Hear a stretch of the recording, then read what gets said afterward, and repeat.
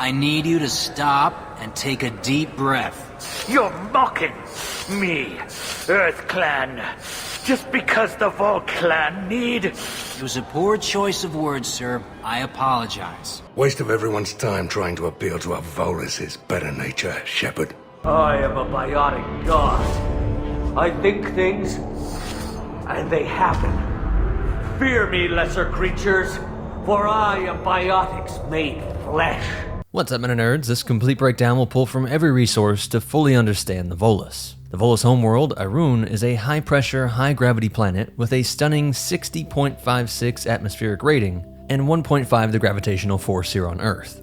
In the last video, we looked at the L-Core, and although they had a high G environment at 4G, the atmospheric pressure was only 1.02 atmosphere. The little Volus evolved in nearly 60 times the pressure, and thus they absolutely have to wear pressure suits. And like touched on in the last vid, if you popped open the tab on these guys, you would have a meat soda eruption all over the space station. Really not nice for our bug custodian friends. The world also had a much higher mass, coming in at 4.861 Earth masses, in a radius of 11,525 kilometers, a 36.2 hour day, in a year that was 1.5 times ours. While the average surface temp was a chilly 9 degrees Celsius or 48 degrees Fahrenheit. But most important is that this world has an ammonia-based ecosystem. Irun's plant life includes the Kimpanalobes, a strong-smelling, silver-colored carnivorous plant with teeth. Interestingly though, these plants can survive and even flourish outside of Volus environments. They can be incorporated into floral arrangements alongside species that do not require high-pressure conditions or an ammonia-based biochemistry. But for just about everything else that evolved here, this unique combo of traits made it much harder for the Volus to expand beyond their homeworld. As a result, most Volus choose to remain on Irun, conducting business remotely through the extranet. Those with a more adventurous spirit don cumbersome yet essential pressure suits to seek opportunities on worlds within Citadel space. And of course, it works the other way around too, as we get this Citadel Travel Advisory. Irun's ammonia-based atmosphere is highly toxic to non-Volus life. Visitors must wear pressure suits at all times when outside of environmentally controlled zones. Irun is known for having eliminated warfare as a function of the state. Unlike the more militaristic species of the galaxy, Volus culture does not romanticize war. Physical conflicts between groups are typically brief, quickly resolved through social condemnation, negotiated settlements, or severe economic penalties. Rather than prioritizing military fortifications, Irun cities are strategically placed alongside key trade routes. But this has left them exposed to Husk assaults in the wake of the Reaper's invasion, which has overwhelmed Turian defenses and initiated a ground offensive on the planet. And since we never see the Volus outside of their protective suits, little is known about their physical appearance. But it has been observed that they possess cloacae, a trait they share with the Solarians. Their saliva appears coppery blue under standard conditions, and they are capable of spitting this fluid, and some Volus have demonstrated the ability to use biotics. Despite their speech patterns sounding distinctively male or female to human listeners, Volus sex remains a mystery. The Volus themselves find inquiries about the subject both intrusive and absurd, often providing deliberate misinformation. It is rumored that STG keeps a running list of many contradictory statements Volus have made about their own biology. With no reliable information available, most simply assign a gender to a Volus based on their voice. And what's really curious about them is that there is this cultural practice that seems to be retained from a more difficult, pre-high-tech civilization. All Volus contact the disease Yoktan during childhood. Considered a rite of passage, its symptoms are mild and easily managed, though it proves fatal to the weakest children. And this pruning of their genetic stock is seen as an obviously rational thing to do. Their whole culture revolves around trade, whether in land, resources, or even members of their own tribe, and I would reason that this would come about like most ancient cultures here on Earth, where you would sell yourself or your children into slavery as a way of getting out of debt. And most of the time, the norms were that these slaves were to be treated decently. They still had some basic rights, maybe not equal to a free person. You couldn't just abuse, torture, and kill them, even if that persecution was less than if they did it to a free person. And that would just fit in with the other details we have about their culture, avoiding violence, and near zero violent crime. We are tribal by nature, but our ways are not violent. We barter and trade our lands and tribe members in order to increase status. Larger tribes often engulf smaller ones and eventually split again. Our society is very malleable, and our government is always shifting and changing. Since we're not physically adept, we trade our services for protection. Over time, they became renowned as skilled merchants and financial experts, with many Volus, such as Bar Levon, holding prestigious positions as financial advisors within Citadel space. A highly revealed artifact in Volus culture is the Book of Phoenix, which emphasizes charity and debt forgiveness in the rare event that Volus become embroiled in war. The artifact's last known location was on Irune at the onset of the Reaper War in 2186. I recovered the Book of Plenix. It's waiting for you in Bay D24. Earth Clan, this is a priceless gift. Thank you. You may help my people remember themselves.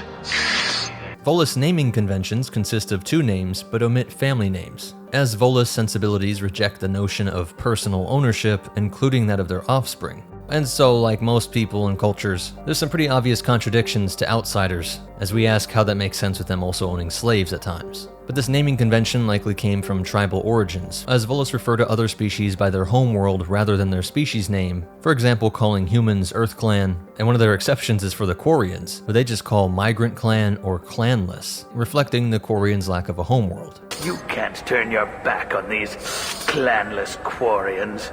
Thieves, all of them. And Volus collectively refer to themselves as the Vol Clan. Despite their relatively modest resource base, the Volus economy is disproportionately vast. As aggressive traders and industrialists, they possess an exceptional understanding of finance and commerce. Many of the galaxy's largest banks, holding corporations, and manufacturing cartels, like the Elkos Combine, are either owned or operated by Volus. And despite not having a military, they are perfectly fine in profiting off of war. This manufacturer operated in the Terminus system, specializing in producing cost-effective alternatives to high-end equipment offered by some of the other premium brands. Their catalog includes functional yet affordable armor, weapons, and omni-tools, and among the notable products are the Assassin armor and Gladiator armor, designed for humans and Turians. Though their weaponry is often criticized for being subpar when it actually sees combat, with reports indicating lower heat absorption and worse accuracy compared to most other firearms.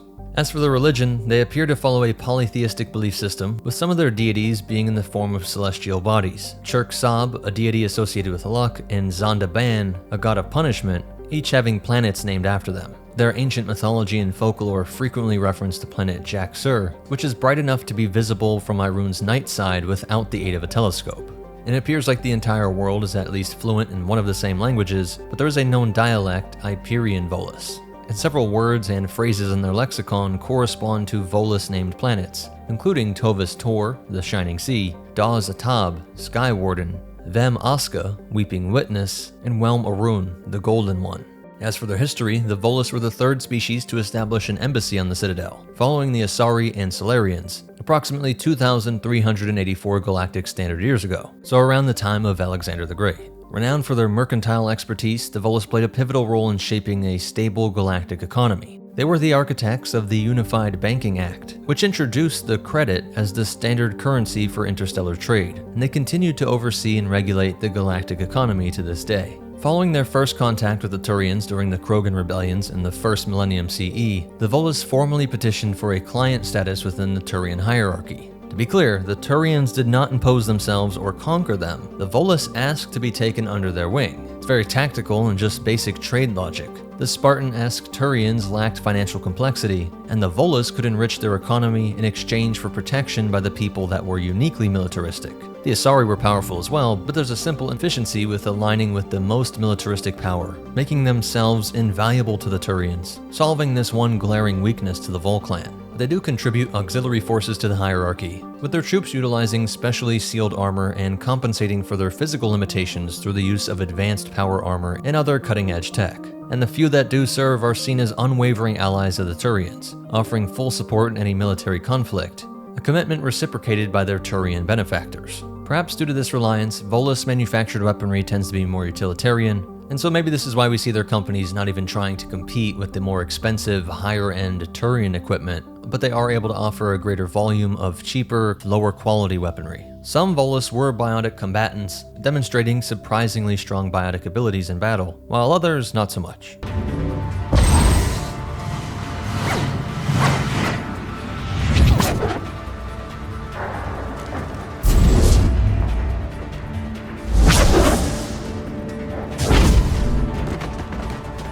When engaging in warfare, Volus prioritize air power, relying on Turian ground forces for direct combat. and maintain several flotillas of heavy bomber frigates, designed to operate effectively in any atmospheric conditions. They have constructed only one dreadnought, the Khunu, named after the diplomat who negotiated their client race status with the Turians. Though the Khunu is the sole Volus ship of its class, it is exceptionally well armed, featuring broadside cannons and a main gun equipped with Thanix magnetic hydrodynamic weapons. After its maiden system voyage, a Turian general famously remarked that the ship could, quote, char a planet 3 times over. And while its construction was entirely funded by the Elkos Combine Corporation, the completed dreadnought was jointly gifted to the Volul Protectorate and Turian hierarchy. Despite their significant contributions to the Citadel and galactic economy, they've never been granted a seat on the Council. This remains a point of frustration for many Volus, particularly Ambassador Din Korlak. EarthClan, you are in the wrong place, I think. Your ambassador is next door in the large office. You seem to have a bit of a chip on your shoulder, Din. You humans are new to the Citadel, and yet the Council has granted you great favor. Your species has always been granted many concessions. Volus territory has expanded tenfold since coming to the Citadel. Details. We still have no real say in the decisions that affect Citadel space. Council membership requires a species to have rendered an extraordinary service to the Citadel, like the Turians' military intervention during the Krogan rebellions, and to be capable of providing fleets, resources, and economic aid in times of crisis, none of which the Volus are currently equipped to offer. Recently, the Volus have been engaged in negotiations with the Systems Alliance, mediated through the Turian hierarchy, over colonization rights to Patavik. Thus far, discussions have progressed without issue, and due to the Volus' unique biological requirements, establishing properly sealed and ammonia-compatible living spaces with other Citadel species in residential areas is largely prohibited on most planets, and simply is just prohibitively expensive whenever it is permitted. So there ends up being areas of cities where only Volus live, and they don't really mix in with the general population, due to that whole risk of explosive decompression. During the Reaper invasion of 2186, the Volus quickly found themselves under siege as the Reapers overwhelmed Turian defense fleets. Overcharging for goods, denying refugees basic services. It seems the Reapers took our culture when they took our world. The Book of Plenix demands charity and forgiveness of debts in times of war. With Reaper husks deployed on Irune, Volus cities, built for trade rather than defense, fell almost immediately. Many Volus fled their homeworld, seeking refuge on Turian colonies. And following the miracle at Palaven, a combined Turian and Krogan force launched an operation to liberate Irune from Reaper control. Depending on Commander Shepard's choices, the Volus can contribute several key assets to the Allied war effort, including a bombing fleet, the Dreadnought Khunu, fabrication units, and an engineering team. But there's a branch of their story that extends to the Andromeda galaxy. Around 3,000 Volus joined the Andromeda Initiative, seeking to establish a new home in Andromeda. 30 years before their projected arrival, their starship, the Kila Saya, suffered a devastating outbreak of the Fortinbras plague, an epidemic capable of crossing species barriers. That, along with critical systems failures that prematurely awakened some colonists from cryostasis. Although Volus remained sealed within their suits during cryosleep, the plague still managed to infect them, as their suits were just designed to keep Volus environments in, rather than preventing all external contaminants from entering. Quite the oversight. The effects were particularly gruesome. Infected Volus suffered catastrophic internal ruptures, violently bursting within their suits in their final agonizing moments. The disease used Yogg-Tun as its base infection vector, what lay dormant in them, but their childhood immunity proved ineffective against this mutation. A cure was eventually discovered and distributed to all surviving passengers of the Ark. Once the dead were airlocked, the remaining colonists returned to hibernation to continue their journey. So that's it for the breakdown. As for behind-the-scenes facts, developers added a Volus and a crate in the Mass Effect 3 multiplayer lobby. The whole thing started as a joke, but with positive feedback, they made 4 Volus character classes that were released in the Retaliation DLC pack. And Kat Vellante, the author of Mass Effect Andromeda Annihilation, had talks with BioWare about what the Volus would look like underneath their suits, but this is never used in the novel so that the revelation could be done in future games. So maybe in a decade we'll finally know what they look like. Please hit that like button, it's the best way to help me out. Subscribe so you don't miss anything, and check out these other videos, I'm sure you'll like them. But most important of all, remember, pantsing your Volus friend might be great for views, but if you did it after watching this video, it might be considered premeditated first-degree murder. But for now, I should go.